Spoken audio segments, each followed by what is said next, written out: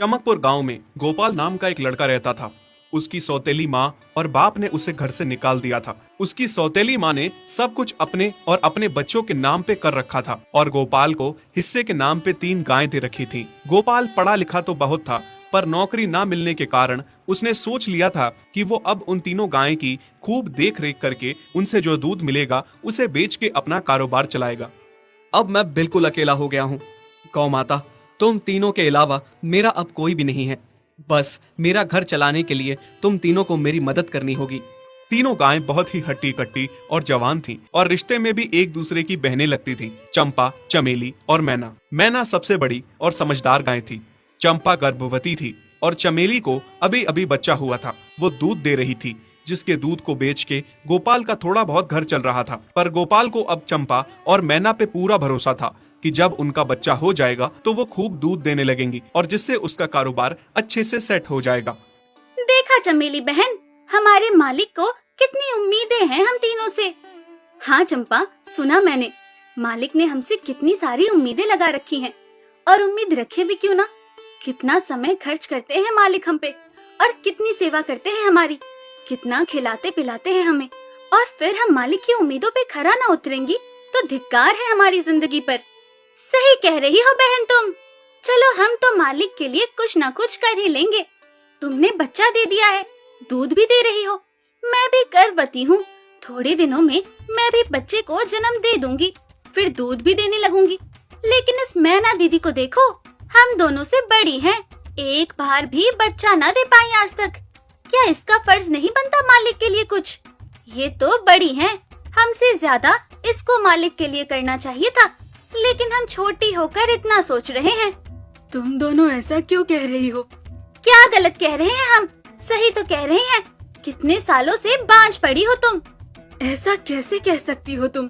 बच्चा देना ना देना मेरे हाथ में थोड़े ना है। मैं भी तो माँ बनना चाहती हूँ ना। मैं भी चाहती हूँ कि दूध दूँ और मालिक को मेरे दूध से कुछ फायदा हो। अरे तुम क्या बच्चा दोगी जो इतने सालों से नहीं दे पाई? तुम ये ख्वाब लेना बंद करो कि तुम बच्चा दोगी और तुम्हारे दूध से मालिक को कोई फायदा होगा। दोनों छोटी बहनें बड़ी बहन मैना की बेबसी का मजाक उड़ाती हैं और उस पे हंसती हैं। इस बात से मैना बहुत दुखी होती है और रोती है कि उसी की बहनें उसको दिलासा देने की बजाय उसे ताने मार रही हैं, उसका मजाक उड़ा रही हैं। फिर एक दिन गोपाल का पड़ोसी उससे कहता है, अरे गोपाल, तुम्हारी 2 गायें तो ठीक है, एक गाय का क्या है? उससे तुम्हें कोई फायदा नहीं है, बेच क्यों नहीं देते उसे? अरे नहीं नहीं भाई साहब, बेचना क्यों उसे? अभी बच्चा नहीं दे रही तो क्या पता कल वो बच्चा दे दे। कोई भी काम जल्दबाजी में नहीं करना चाहिए। अरे नहीं गोपाल, मेरे कहने का ये मतलब था कि तुम्हें अपना कारोबार जल्द खड़ा करने की जरूरत है, क्योंकि तुम्हारे घर वालों ने तुम्हारे साथ जो कुछ भी किया वो बहुत गलत था। अब तुम्हें जो भी करना है अकेले ही करना है। आगे शादी भी तो करनी है तुम्हें, उसके लिए भी खूब पैसा कमाना पड़ेगा। जब तुम्हारी सारी गायें दूध देंगी तभी तो कारोबार अच्छा चलेगा ना। हाँ, बात तो तुम सही कह रहे हो भाई। मेरी मानो तो तुम अपनी गायों को क्रॉस करवा के देख लो, शायद उससे बच्चा हो जाए। हाँ, ये सुझाव तुमने सही दिया, मैं कल ही ऐसा कर लेता हूँ। सुना तुमने मैना बहन मालिक की बातों को? कितना परेशान है मालिक तुम्हारी वजह से, पर तुम्हें तो कोई बात कह ही नहीं सकते। झट से बुरा जो मान जाती हो तुम। मैना ये सब सुन के बहुत दुखी होती है, पर करती भी क्या, उसके हाथ में कुछ नहीं था। गोपाल ने मैना को क्रॉस करवा के भी देखा, पर उसका भी कोई फायदा नहीं हुआ। गोपाल, जो सुझाव मैंने तुम्हें दिया था, क्या वो तुमने आजमाया? हाँ भाई, वो भी करके देख लिया, पर उसका भी कोई असर ना हुआ। ये गाय किसी काम की नहीं है गोपाल, मेरी मानो तो इसे बेच दो। मैं सोच रहा हूँ एक बार फिर से क्रॉस करवा के देखता हूँ, शायद कोई बात बन जाए। देख लो, पर मुझे नहीं लगता। देखा, इन लोगों को भी पता चल गया, तुम बच्चा नहीं दे सकती, तुम बांझ ही रहोगी। सही कह रही हो तुम दीदी, इतने जतन करने के बाद भी बच्चा नहीं हो रहा तो अब क्या होगा? गोपाल मैना को एक बार फिर से क्रॉस करवा लेता है।